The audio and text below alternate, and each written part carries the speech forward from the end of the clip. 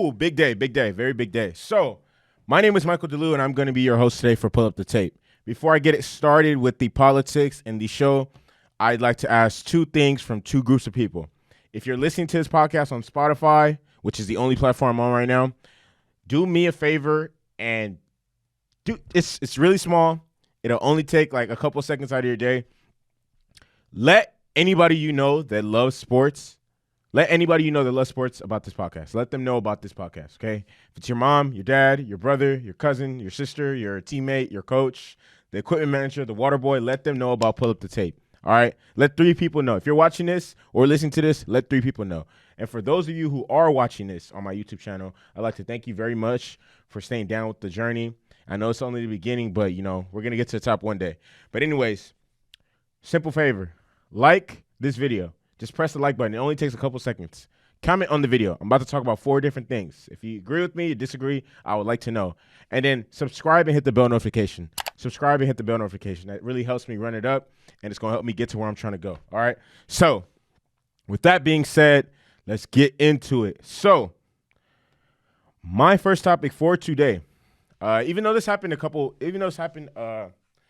weeks ago, was it a couple weeks ago or 2 weeks ago? But he recently just came. He was on First Take earlier in the week on Thursday, and I just decided to finally talk about this and bring it up to my channel and whatever. But Makur Maker, for those of you who follow high school hoops or college hoops, committed to Howard University, one of the most prestigious HBCUs in this country. So one of the first things I want to say is this is extremely significant because I don't know, sports are an avenue for change. That's how I look at sports. The NBA is an avenue for change. The NFL is an avenue for change. UFC, all of these sports are platforms and avenues for change, especially considering today's climate in this country. You know, so, and it's for those of us who have eyes and can obviously see, any who have eyes or don't live in Iraq who can see what's happening. You know, this country, unfortunately, is facing an uphill battle against racism, and athletes from all levels are asking, okay, how can I change? How can I make change, and how can I use my platform for the betterment of my people? People who look like me, people who look like Barack Obama, people who look like LeBron James, X, Y, and Z, African-American individuals, Black lives. Okay, so you have some guys who are sitting out boycotting their sport. You got some guys who are removing statues on their campuses. You got people painting Black Lives Matters on courts in front of Trump Towers. And you got teams and leagues posting jerseys with patches that say Black Lives Matters, like, for example, the Premier League. Just teams playing the Black National Anthem and just stuff like that. So I feel like Makur Maker, his step into committing to committing to Howard is just a financial. It's like really big because it can allow Howard University to generate so much revenue when it comes to TV deals, because obviously he's a 5-star recruit, which means they'll have a couple of games, like, you know, on a nationally televised scale because they have a 5-star recruit. They're playing Notre Dame in January if the season does end up happening.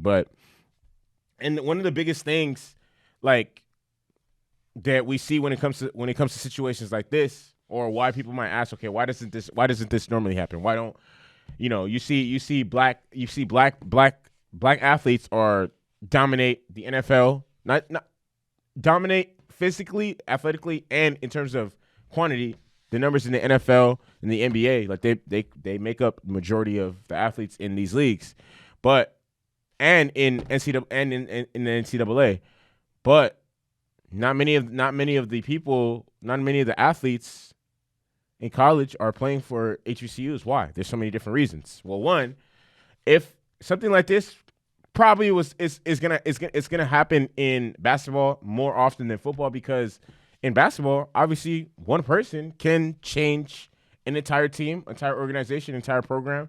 For example, I don't know, LeBron James, when he first got to Cleveland, they were terrible before he got there. 2 years later, they're in the playoffs. He's the best player they had. Kobe didn't come to the Lakers and change it, but, I mean, without Kobe, those years when Shaq was gone, the Lakers would have been terrible, awful, garbage. Even Michael Jordan. The Bulls, before he got there, were absolute trash, garbage. I mean, yeah, it's One player in basketball, one player can make a big difference, but obviously in football, nah. So if this is going to be a trend and something that we see happening in the future, it's probably going to happen more. It's probably going to take a while before we see it happen in football. Before because of the simple fact that you could have the best receiver in the nation, the country, the number one receiver at his position, and your team could still be terrible. It happens. You can draft the best. You can draft the number one overall recruit. Not number one. You can draft the number one overall prospect. You can draft the best quarterback in the draft, and your team could still be trash. So, but back to my point. I do think this is very monumental because, like I said, it's about time that black schools can make money off black athletes the way all these Power 5 schools can. Because obviously, I see the NCAA for what it is, a plantation. I mean, it's a $1 billion corporation that makes money off people who look like me, but the people who look like me can't see a dime. That's slavery. Well, not slavery, institutionalized slavery. That's what I think of it. I mean, I would be more comfortable if people who look like me were, if schools, predominantly black institutions, were gaining money off this, but it's not. It's predominantly white institutions, and these institutions also don't allow the players or athletes to see any sort of money. So, I'm really excited about this because it's going to give Howard the opportunity to make so much more money off a TV deal, and hopefully this could become a cycle of where we see a lot of athletes and prospects in high school committing to HBCUs. But I'm not going to jump the gun and say that's going to happen immediately because of the simple fact that, with this decision, Makur Maker has brought so much pressure onto his shoulders. Because think about it. There's other people who want to go down the same path he did, who are thinking about it. For example, Mikey Williams.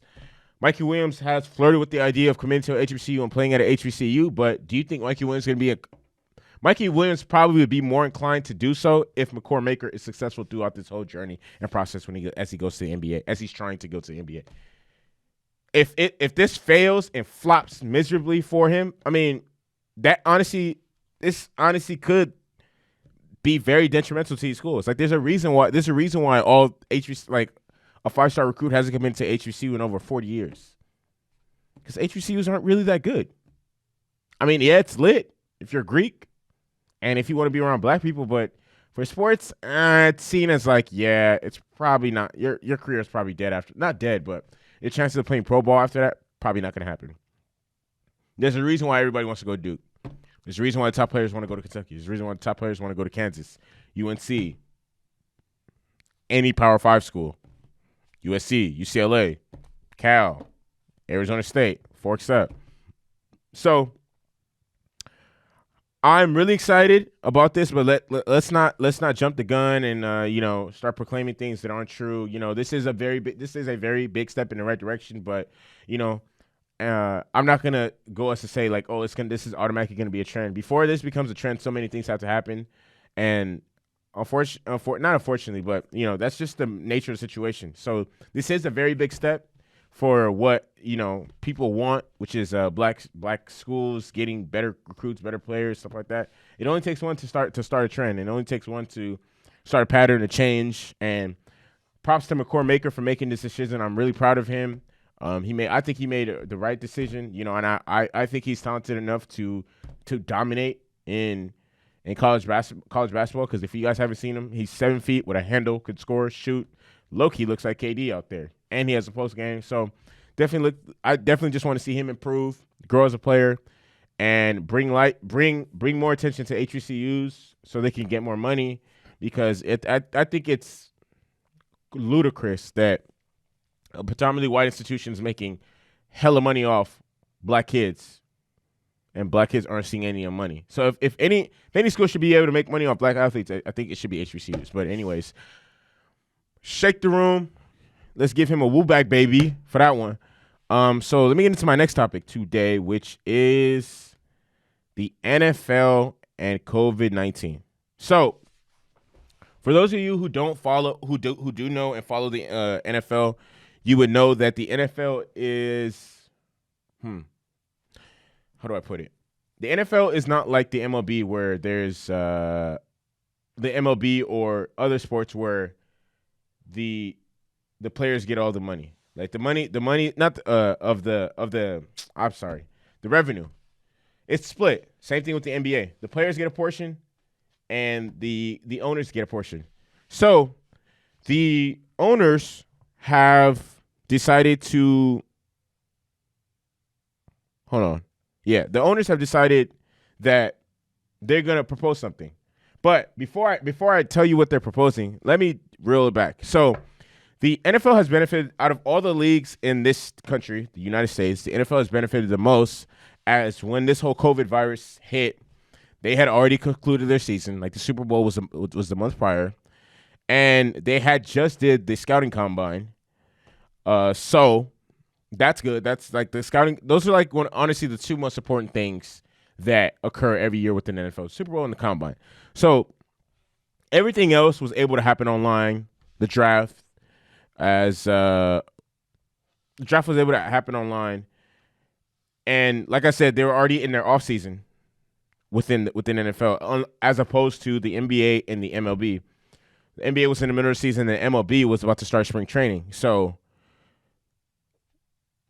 thank God to technology and the fact that everything has advanced as much as it has, and the NFL was able to do a lot of the stuff remotely, which is only thankful to technology being so advanced, and everything worked out perfectly for them. And even in the beginning of this, when we were analyzing, okay, what leagues are hurt by this the most, the NFL was at the very bottom. But now that's starting to change. NFL's canceling preseason games. They canceled the first. I think they might cancel the entire preseason entirely, but because the first game of the season is fast approaching. Like we've been in quarantine for about 4 months now, so nobody expected this to happen for this long, but here it is.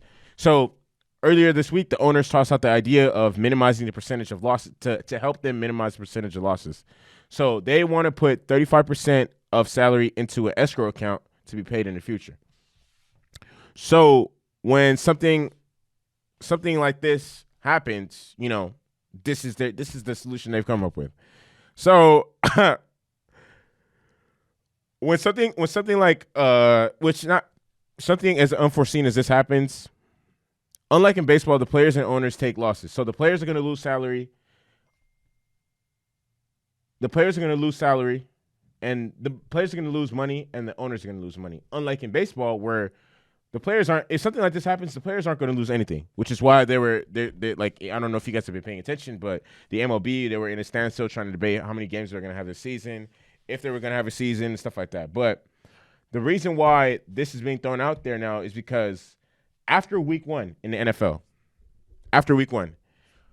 if you are on your second contract, so I'm not talking about a rookie, a second-year player, third-year player, fourth-year player. If you're on your second contract, or if you're on your second contract or a fifth-year player, if you're on an active roster as of week 1, your base salary for that season is guaranteed for the rest of the season. You're going to get paid that regardless. So, which is why you usually see teams cutting veterans like right after training camp, or cutting veterans and in place of a 6th or 5th round pick because of that, to avoid that. They're trying to save as much money as possible. So, this idea was just thrown out, and we'll see if it gets traction, if it doesn't get traction, or what's going to happen out of that. But I don't know. The owners are just trying to minimize how much money they're going to lose because of the fact that no fans, and even with that, some states are trying to leverage fans in their stadiums, while others are just can't do that because of the severity of the situation in their state, severity of COVID in their state. So we'll honestly see how all that plays out, and I'll continue to keep you guys updated and informed with everything as it goes along. So, my next topic, Bruno Fernandes. Yesterday, he was named the player of the month in the Premier League, and at the moment, Manchester United I believe they've won all their games since the restart. Yesterday they played. Not yesterday. Today is Saturday, so they played Aston Villa on Thursday. Pogba scored, Mason Greenwood scored, and Fernandes scored as well as provided an assist. Damn, camera's about to die. He was a great buy, like a very great buy. And he is definitely carrying Manchester United at the moment. Here's a random fact. Manchester United became the first Premier League team in history to win 4 consecutive games by 3 or more goals. And since February 1st, he's been involved in 13 goals and has scored in the past. He scored 3 goals in the past 5 games since they resumed play. And with their last one against Aston Villa moves them within 1 point of Leicester City, and who they play on the final day of the season. And that's probably going to be a very big game in deciding who gets the final Champions League spot, because my team, Chelsea FC, is going to get one of them. So I want to give a big shout out to him. Props to him. You know, I am very unbiased when it comes to what I do. So I always like to give credit to where credit is due. He's a great player. He has definitely made a big impact in Manchester United since getting signed to them. He's really been an integral part of what they're doing. He's honestly carrying the team at the moment. Like, he might be their best player, him next to Pogba. Obviously he's been doing it for longer because Pogba hadn't been playing until the restart. So, yes, props to him. And I have time to get into my last topic. I'm going to quickly go over it. It's about the UFC 225. No, not 225. 251, which is taking place later today. We have Alexander. I'm going to talk about the 3 fights I'm looking forward to the most. So this is going to be the first card that's held on Fight Island in Abu Dhabi, at Yas Island in Abu Dhabi. The location to the Fight Island has now been confirmed. So Alexander Volkanovski and Max Holloway are getting their rematch of the fight that took place in UFC 245 in December of 2019. So this marks the rematch. And fun fact about the last fight, so that was the first time Max Holloway lost in 6 years. So he was the king of the featherweight division for the past 6 years. Hadn't lost a fight. Volkanovski, for those of you who don't know and haven't seen him fight, he's like more so defined about his power and pace. He doesn't really get tired. And Volkanovski became the champion in December. And from when he jumped into the UFC to the fight that he just won, where he became the champion, he spent the entire time climbing the division and knocking out elite dudes and just running through some tough guys. And while he was doing that, Max Holloway was just dominating the division. Just dominating. Beat Aldo, just beat a lot of elite dudes. So I'm really excited to see those two get it in again and mix it up. And then also when as soon as Henry Cejudo retired, he was asked after Cejudo's last fight, okay, who do you have in mind to fight for the vacated title? The first name he said was Piotr Yan. And that was the first name that popped up. That was the first name that came out of his mouth. So Piotr Yan is on a 6-5 win streak. His last fight, he knocked out Uriah Faber with a kick to the head. Not only did he knock him out, he dominated him the entire fight. But unfortunately for him, I wouldn't say unfortunately, I think he's honestly going to win. His opponent is Jose Aldo, who honestly has something to prove after his last fight, which was a split decision to – who did he lose to? I can't remember off the top of my head. But Aldo is trying to be just like Henry. If Aldo wins later today, he's going to join Henry Cejudo, Conor McGregor, Daniel Cormier, and what's her name? What is her name? I can't remember her name. She's the women's bantamweight title. I can't remember her name. But I look for this to be an amazing fight. Both these two fighters like to mix it up and slug it out. I can't wait. I'm really excited. I'm going to react to this on Monday's episode of Pull Up the Tape. And then the last fight, obviously Masvidal and Usman. I can't wait. Like I said earlier in the week, both these dudes do not like each other. It's going to be a great fight. I cannot wait. I hope that it turns into it's the fight that I expect. I don't want anybody getting knocked out too fast. I want it to be a great fight. A lot of electricity, a lot of energy, people slugging it out. And with that said, that's going to be the end of today's podcast. I'm trying to wrap it up because I didn't realize my camera's dying right now as we speak. But once again, I'm just going to run through the normal script. For those of you who are listening to this podcast on Spotify, which is the only platform I'm on right now, I'm working on getting on Apple Podcasts and SoundCloud. Share this podcast with anybody you know. Share this podcast with 3 people. Share this podcast with 3 people that you know that love sports. Whoever it is. If they love sports, tell them about my podcast. I cover soccer, football, basketball, and the MMA, boxing, UFC, all that. And for those of you who are watching this channel on my YouTube channel, watching this video on my YouTube channel, do me a favor, like, comment, and subscribe, and hit the bell notification, and help me run it up. Honestly, all these things that I just said only take a couple seconds. So if you really fuck with me and trying to help me get to where I'm trying to go, please help your boy out. That's gonna be it for today's show. Hope you guys enjoy your weekend. Stay blessed, stay safe, wear your mask, social distance yourself, shake the room, meet the woo.